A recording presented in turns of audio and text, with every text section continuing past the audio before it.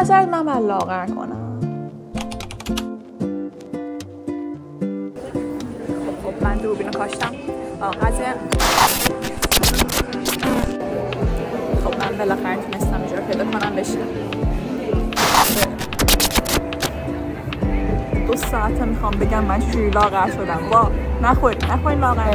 5 عصر ببینی همه از صبح تا شب به همون نکبتی بودن که تو بودی. خودم بس کردم. من فقط 5 کیلو از بابام لاغر شدم الان. صدا نمیدادی تو.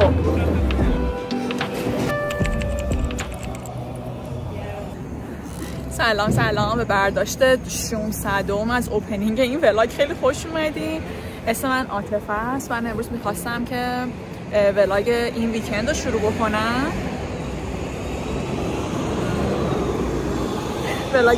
شروع کنم که بگیرم.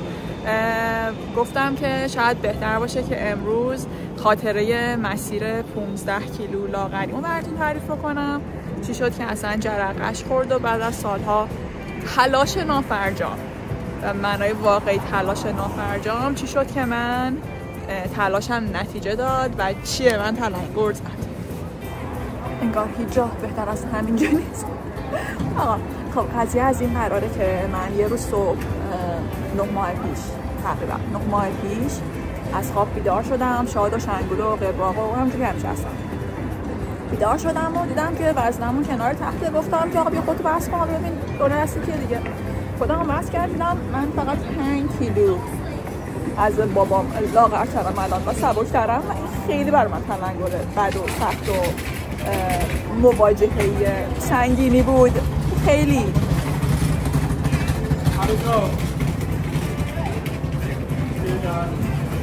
مواجهه سنگینی بود و تصمیم گرفتم که لایف استایلم رو عوض کنم، چون که من سالها بود که همینجوری هی لاغر می‌کردم چاق می‌شدم. 5 کیلو لاغر 6 کیلو چاق و مثلا 6 ماه اون وزن میموندم دوباره چاق شدم. اینا خلاصه که من به خودم اومدم و کار اولی که کردم اینه که باشگاه اسم بنویسید.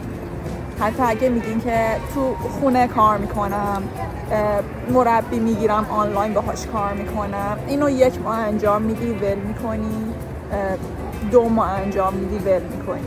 ولی اینکه شما بری باشگاه 5 عصر ببینی همه از صبح تا شب به همون نکبتی بودن که تو بودی و ببینی همه همه مشغولن دیگه. بالاخره ملت با 60 بچه پامشن میان ورزش میکنن دیگه. خیلی بهت حس بهتری میده. بس ورزش کنین، بریم باشگاه اسم بنویسین. نگین گرونه، نمیدونم چیه، پول 4 تا برگره باشگاه رفتن از رنجای مختلف قیمتی داره. نکنین به خودتون کارو. خلاصه که باشگاه برید.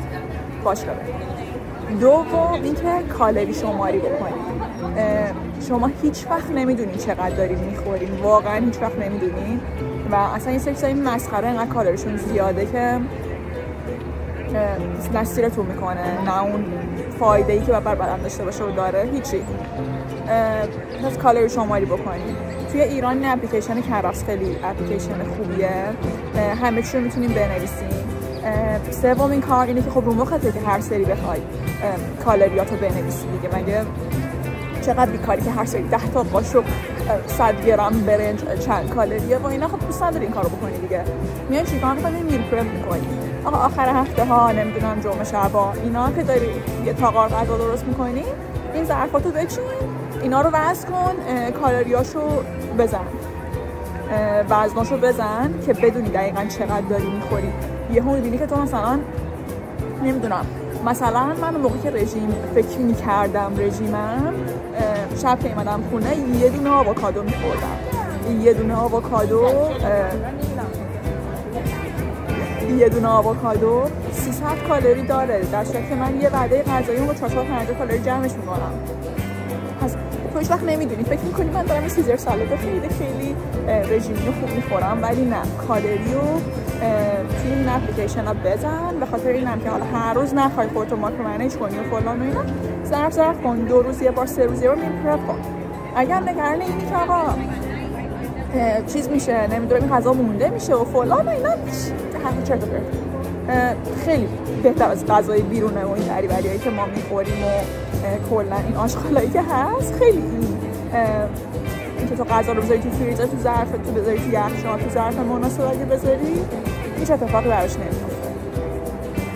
کار چهارم اینه که سبزیجات همیشه داشته باشی و سبزیجاتی که داری میتونی چیزاش نکنی، یعنی میتونی لزوما نباید سبزیجات تازه باشه، یعنی قدم گنده بر ندار که به شکست بخوری، چون که هر سری نمیتونی کاهو بخری، نمیدونم چی بخری که یه هفته هم میره توی یخچال گندیده میشه و دیگه اون تازگی رو نداره و قشنگ میخوای با یه عالمه سس بخوری. این کار درست نیست. از همین سبزیجات آماده اگه حالا در دیار کفر خارجه هستید، کاسکو کلی چیزای خوب داره، سبزیجات خوب داره، حالا نشونتون میدم، میتونین از اونا بگیرین یا مثلا سبزیجاتون رو کات کنین بپزینشون تو همون ظرفی که میل پرپ میکنین بذارین، اینا خیلی کمک میکنه.